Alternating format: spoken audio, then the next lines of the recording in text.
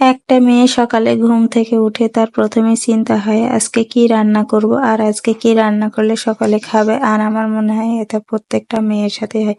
আসসালামু আলাইকুম এভরিওয়ান, সকলে কেমন আছেন? আশা করি সকলে ভালো আছেন। আলহামদুলিল্লাহ, আপনাদের দোয়া এবং ভালোবাসা এবং আল্লাহর রহমতে আমি অনেক ভালো আছি। আগে যখন আম্মু জিজ্ঞাসা করতো কি রান্না করব, তখন মাঝে মাঝে রাগ করে বলতাম তুমি যা খুশি রান্না করো, সবসময় এত জিজ্ঞাসা করো কেন।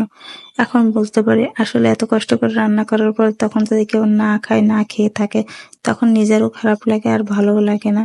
আর আজকে সকাল থেকেই ভাবছি কি রান্না করব, বাসায় মাছ মাংস কিছুই নেই। আর রোজার দিন অনেকগুলোই পার হয়ে গেল, আর মাছ মাংস খেতে একেবারে ভালোও লাগছে না। রোজার দিনে প্রথম প্রথম একটু ভালো লাগলো, লাস্টের দিকে আর কিছুই খেতে ভালো লাগে না, শরীরের এনার্জি একেবারে শেষ হয়ে যায়।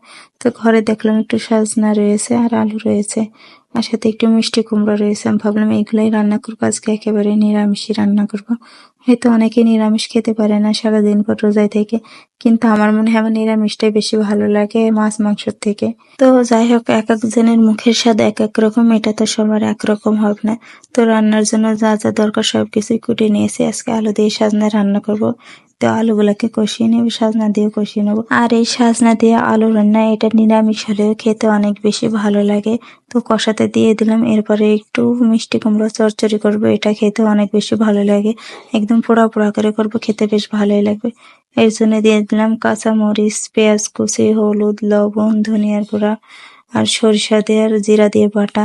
আর এরপরে দিয়ে দিয়েছি বেশ অনেকটা পরিমাণে তেল, কারণ চচ্চড়িতে তেল বেশি না হলে খেতে ভালো লাগবে না। এটা হাত দিয়ে মাখালে বেশি ভালো হতো, কিন্তু আমার হাত জ্বালা করবে, এর জন্য আমি খুন্তি দিয়ে মাখিয়ে নিছি। তবে একটু সময় বেশি লাগবে, তোর ব্যাপার নাই, আমি একটু সময় নিয়ে মাখিয়ে নেব। এরপরে সামান্য পরিমাণে পানি দিয়ে দেবো, বেশি একটা পানি দেওয়া যাবে না, অল্প পরিমাণে পানি দিলেই হয়ে যাবে। এরপর ঢাকা দিয়ে ঢেকে জাল করে নেবো যতক্ষণ না নিচ থেকে লাগা লাগা হয়ে আসে।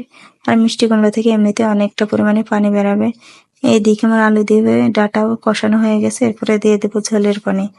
এই তো দেখুন কতটা পরিমাণে পানি বেরিয়ে এসে, এরপর ডাটাটাও আমার সিদ্ধ হয়ে এসেছে, ঝোলের পরিমাণটা অনেকটা কমে এসেছে। এরপর যাবে লাভিয়ে নিয়ে এটাকে এবার তেলে পেড়ে নেবো। তেলে পড়ার জন্য এবার দিয়ে দিয়েছি বেশ কিছুটা পরিমাণ তেল, একটু পেঁয়াজ কুচি। পেঁয়াজ যেহেতু আমি আগেই দিয়েছি তাই এবার অল্প করে দিয়েছি। এরপরে দিয়ে দিলাম আস্ত জিরা। এরপর যখন ভাজা ভাজা হয়ে গেছে, এরপর এগুলোকে ঢেলে একটু জাল করে নেবো। বেশিক্ষণ জাল করা লাগবে না, ফুটে আসলেই লাভিয়ে নেবো।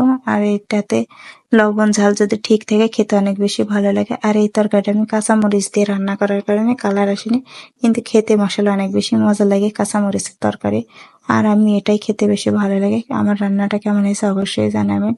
এইদিকে আমার মিষ্টি কুমড়োটাই প্রায় লাগা লাগা হয়ে এসেছে, আর কিছুক্ষণ জাল করে নিলেই হয়ে যাবে। আর মিষ্টি কুমড়োটা আমি আলতো হাতে নেড়ে দিচ্ছি যাতে একেবারে ভেঙে না যায়, একেবারে ভেঙে গেলে দেখতেও ভালো লাগবে না।